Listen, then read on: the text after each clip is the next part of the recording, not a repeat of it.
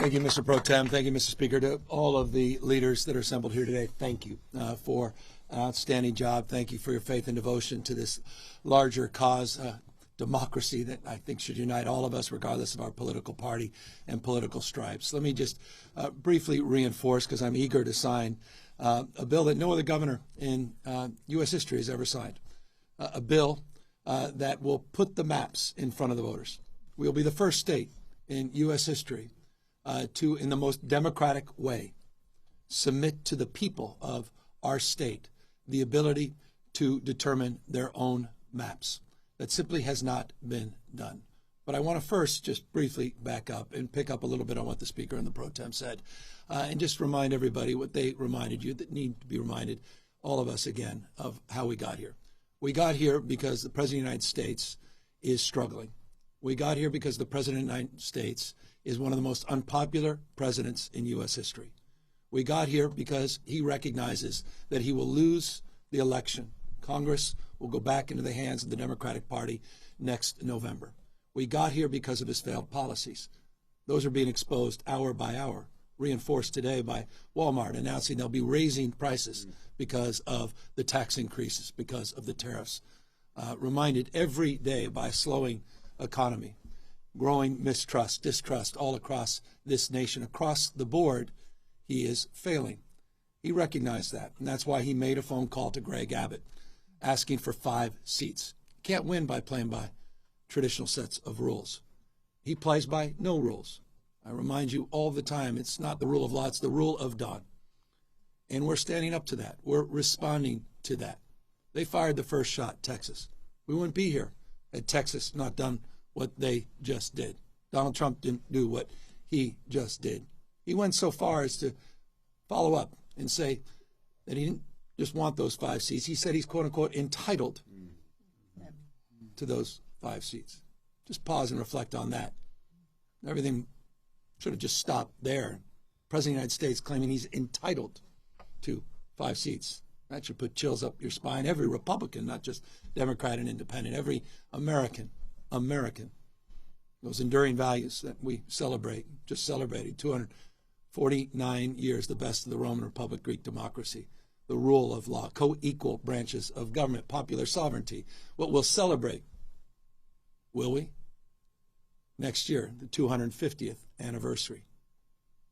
Masked men at the site of the Japanese that were interned and bussed in Little Tokyo last week in Los Angeles were sent right there in front of the Democracy Center as we kicked off this effort. That's a preview of things to come all across the United States of America. Mark my word, just as we let folks know what was going to happen in other cities, what is happening in Washington, D.C., we said 2 months ago, Los Angeles is a preview of things to come with the federalization of the National Guard, with the militarization of the streets of America. And I'll remind you, Donald Trump never sent the military, active duty military, in his first term or now even his second term, anywhere overseas. He sent them to a United States city. They remain federalized National Guard, interestingly, through Election Day.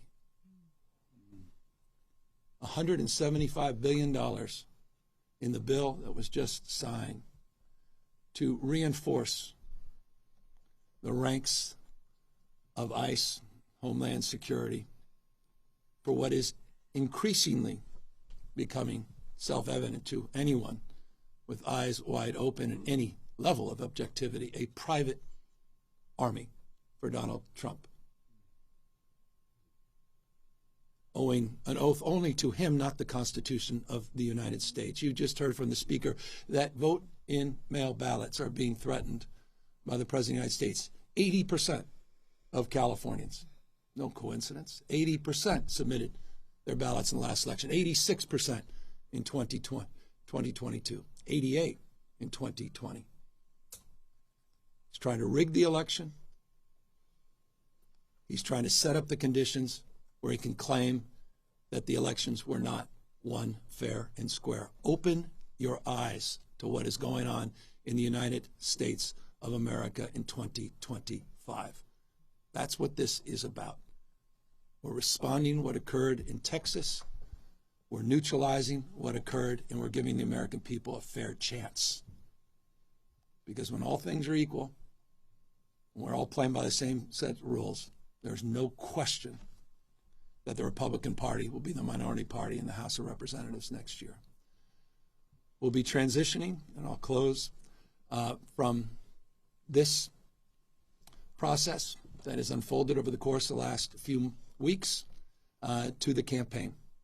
After I sign these 2 pieces of legislation establishing a special session and the maps, I also will be signing a proclamation on November 4th, the people of the state of California, in a transparent and, as Speaker and Pro Tem said, temporary and democratic way, will have the opportunity to determine their fate and our collective future. And I couldn't be more proud, again, of the extraordinary leaders that are standing up for the rule of law, are standing up for the principles and those enduring values of our founding fathers. Thank you for getting us to this point. We have a lot more work to do to get this done on November 4th.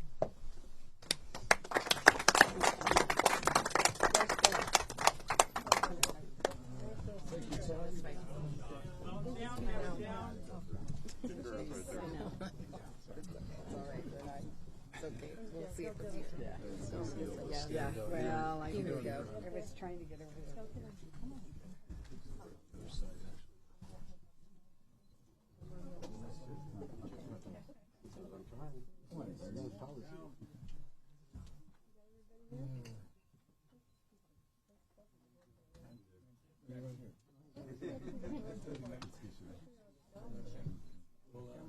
Do a quick photo. Yeah.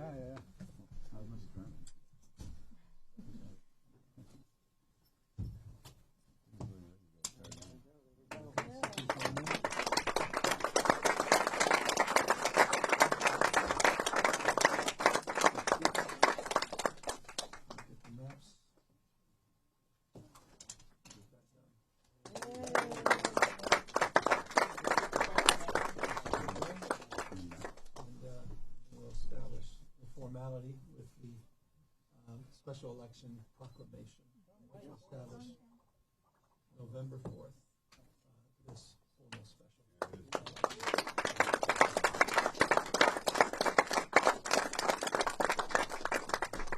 And we'll be transitioning just nearby, and we'll have a chance to take all your questions.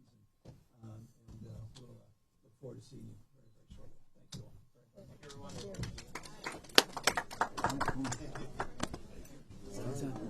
Well done. All right. See you. Yeah. Yeah, I got to go.